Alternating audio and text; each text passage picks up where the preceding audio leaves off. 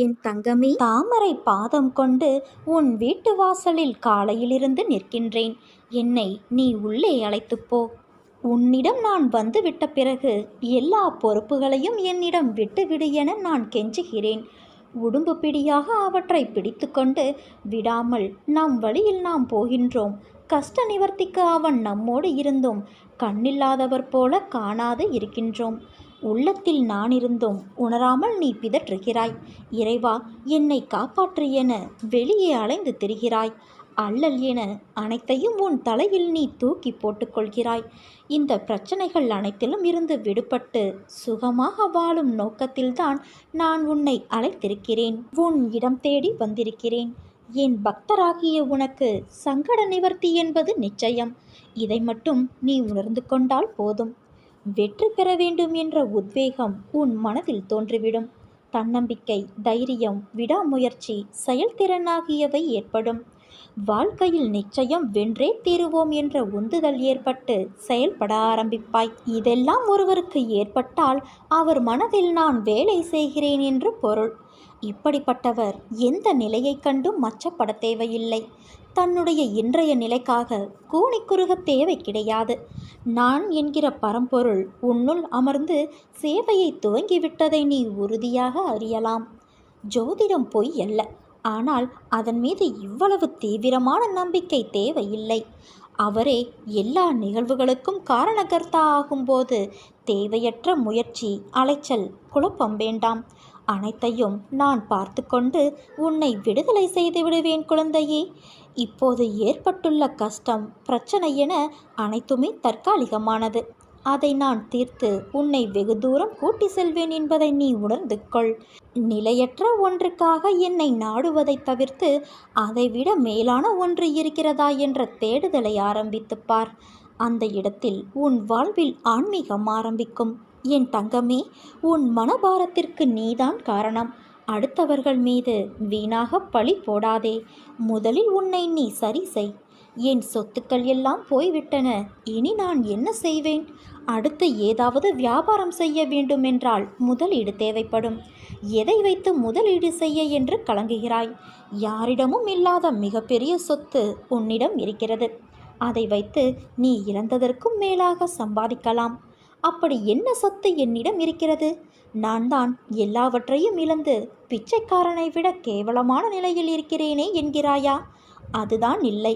உன் கையில் இருப்பது உன் அன்னையான நான் என்ற அற்புதங்களை நிகழ்த்தக்கூடிய மிகப்பெரிய புதையல்.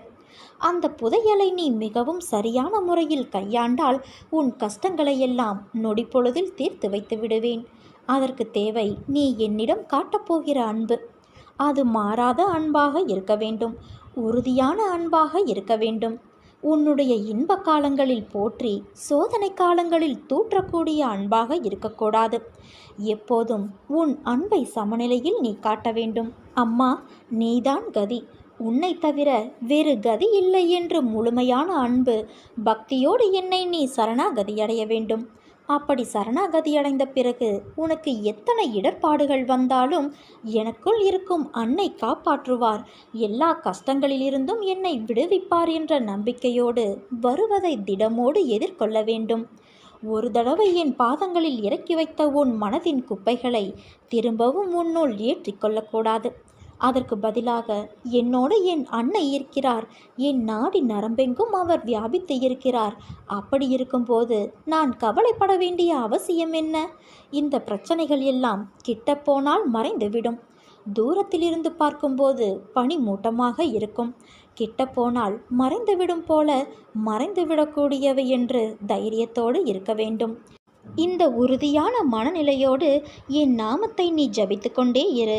அப்போது உன் அன்னை உன் முன்னும் உனக்கு பின்னாலும் வருவதையும் உனக்கான பாதைகளை செம்மைப்படுத்துவதையும் நீ உணர்ந்து கொள்வாய்.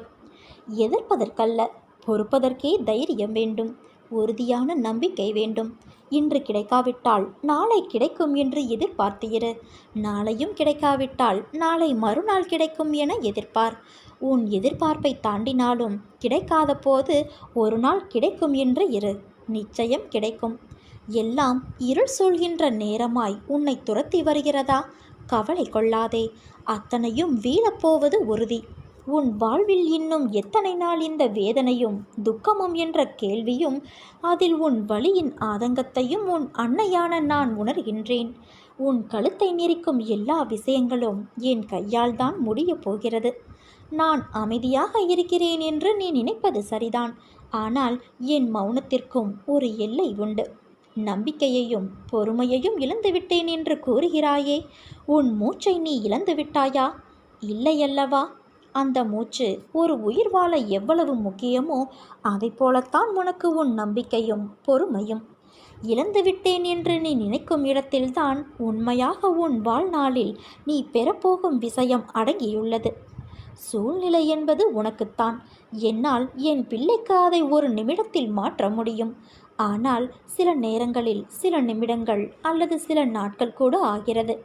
உனக்கு நான் நல்லது மட்டும்தானே செய்வேன். குழந்தையே, நீ எதற்காக இப்படி என்னை வருந்தும்படி ஆக்குகிறாய்? நான் உனக்காக விரதம் இருந்து வந்தேன். 3 வாரம், 6 வாரம், 9 வாரம், 12 வாரம் இப்படி இருந்து வந்த என்னை இதுவரை உனது கடைக்கண் திறந்து பார்த்து துயரத்தை போக்கவில்லை. ஏன் என்று புலம்பிக் கொண்டே இருக்கிறாயே? ஒன்று மட்டும் நிச்சயம், தெரிந்து கொள். ஒரு உயிர் ஜனனமாகும் நேரத்தில் அந்த உயிராகப்பட்டது முப்பிறவியில் செய்த கர்ம வினைகளும் அந்த உயிரோடு கலந்துவிடும். காலத்தின் கட்டாயமும் அதுதான். நான் உன்னை விரதம் இருக்க சொல்லவில்லை. எனக்கு அதில் உடன்பாடும் இல்லை. 6 அறிவு படைத்த மானிடன் விரதத்தின் பெயரால் கடும் தவம் மேற்கொள்வதில் எனக்கு விருப்பமில்லை. எனக்காக உன்னை நீ வருத்தி கொள்ளாதே. உன்னுடைய தூய அன்பு ஒன்று மட்டும் போதும். எந்த விதமான சம்பிரதாய பூஜைகளும் தேவையில்லை. உன் மனதை என்னிடம் ஒப்படைத்துவிடு. என் நாமத்தை உச்சரிக்க நீ தவறிவிடாதே குழந்தையே. அனைத்தும் மாறப்போகிறது. நீ விரும்பிய வாழ்க்கையையும் விரும்பிய நிரந்தர பணியையும் நிரந்தர வருமானத்தையும் நிரந்தரமான தொழிலையும் உனக்கு பிடித்தமான வாழ்க்கையையும் உன்னை கஷ்டங்களிலிருந்தும் துயரங்களிலிருந்தும் உன்னை நான் விடுவித்து உனது கர்ம பலன்களின் வீரியத்தை முறியடித்து உன்னை உயர்ந்த நிலைக்கு உன் அன்னையான நான் கொண்டு வருவேன். உனக்காக நீ என்னை அழைக்கும்போது நிச்சயம் நான் வருவேன். உன்னை காண்பதற்கு உன் அன்னையான நான் இருக்கிறேன் என் தங்கமே. என்னை நீ சரணாகதியடைந்தால் நான் உன்னை பாதுகாப்பேன். பொறுமையாக இரு. அம்மா அனைத்தையும் பார்த்து கொள்கிறேன். நம்பிக்கையோடு நீ என்னை பார்த்தால் எங்கெங்கும் என் ரூபம் அன்புக்கு அருகில் நிற்கும். உன்னை என் குழந்தைகளில் ஒருவனாக நான் ஏற்றுக்கொண்டேன். நான் என்ன செய்தாலும் அது உன் நன்மைக்கே என்பதில் எந்த சந்தேகமும் இல்லை. எதை எப்பொழுது செய்து தர வேண்டுமோ அப்போது நிறைவேற்றி தருவேன். அந்த நம்பிக்கை உனக்கு இருக்கிறதல்லவா? நிச்சயம் நான் நிறைவேற்றுவேன். உனக்கு எது நல்லது என்று உன்னை விட எனக்கு நன்றாக தெரியும் குழந்தையே. ஏனென்றால் நான் உன் தாய். ஒரு தாய்க்குத்தானே தெரியும் தன் குழந்தைக்கு எது நல்லது என்று. நீ பார்த்து கொண்டே இரு. உன்னை கோபுரத்தின் உச்சியில் உன் அன்னை நான் அமர வைக்கின்றேன். உன்னை அசைத்து பார்க்கிறவர்கள் என்னை அசைத்து பார்ப்பதற்கு சமம். நம்பிக்கையோடு இரு. இந்த உலகில் எதுவுமே நிரந்தரமில்லை. பணம், பொருள், பதவி, அதிகாரம், உறவுகள், உடல்நிலை, இது உனக்கு மட்டும் அல்ல, உலகில் உள்ள அனைவருக்கும் பொருந்தும். எல்லாம் குறிப்பிட்ட காலம் வரை மட்டும்தான். என்றும் நிலையானது அன்பு மட்டுமே. இவ்வுலகம் இன்றும் இயங்குவது அன்பினால்தான். அதை புரிந்து இன்பத்தையும் துன்பத்தையும் சரிசமமாக நினைக்க உன் மனதை நீ பக்குவப்படுத்திக்கொள். எல்லோரிடத்திலும் அன்பு செலுத்து. யாரிடமும் பாராமுகம், பகைமை காட்டாதே. இன்பத்தைக் கண்டு மிகவும் பரவசப்படாமலும் துன்பத்தைக் கண்டு துவண்டு போகாமலும் உன்னை சமநிலையில் இருக்க நீ பழகிக்கொள். மன வலிமையோடும் நிதானத்தோடும் உனக்கு வரும் தடைகளை நீ எதிர்த்து செயல்பட்டால் வெற்றி என்ற உணர்வை நிச்சயம் அடையலாம். உனக்கு வரும் கஷ்டமான காலத்திலும் உன் தோல்விகளிலும் நீ மனம் தளராது செயல்பட்டால் எல்லாம் வெற்றியே. நேர்மையாகவும் உள்ளபூர்வமாக செயல்படும்போது நீ எதற்கு அஞ்ச வேண்டும்? எதையும் துணிந்து எதிர்த்து நில். உனக்காக உன் அன்னை நான் துணையிருப்பேன். உன்னை நிச்சயம் நல்வழிப்படுத்துவேன். எதை செய்ய நினைத்தாலும் என்னை நினைத்து நீ செயல்படு. நான் உன்னை ஒருபோதும் கைவிட மாட்டேன். என் வார்த்தைகள் மீது நீ நம்பிக்கை வை. நீ என்னை வழிபட ஆரம்பித்த நாள் முதல் நான் உன்னை கவனித்து எந்த சூழ்நிலையிலும் தாங்கிக் கொண்டு உனது பாரங்களை நான் சுமந்து கொண்டு இருக்கிறேன். உனது கர்மாவே இதற்கு காரணம். மனதின் சிறு சஞ்சலத்தை தவிர்த்து விடுவது நல்லது. முழு மனதோடு என்னை நம்பி சரணாகதியடைந்தால் அனைத்து இடர்பாடுகளையும் நான் களைவேன். என்றும் நான் உன்னை கவனித்து வருகிறேன் என் செல்லமே. உன் எண்ணம் தடுமாறும்போது உன்னை நல்வழிப்படுத்தி தூய சிந்தனை அளிப்பேன். நீ வேதனைப்படும் காலத்தில் உன்னோடு இருந்து ஆறுதல் அளித்து வேதனை போக்கும் வழியை கூறுவேன். உன் வீட்டில் பாதுகாவலனாக இருந்து உங்கள் அனைவரையும் தீய சக்திகள் அண்டவிடாமல் தடுத்து நான் காப்பேன். இல்லறத்தில் நல்லறம் காக்க ஒவ்வொரு நிமிடத்திலும் உன் மனதில் நான் எச்சரிக்கை செய்வேன். உன் எண்ணங்களை ஆராய்ந்து உனக்கு என்ன தேவையோ அதை அளிப்பேன்.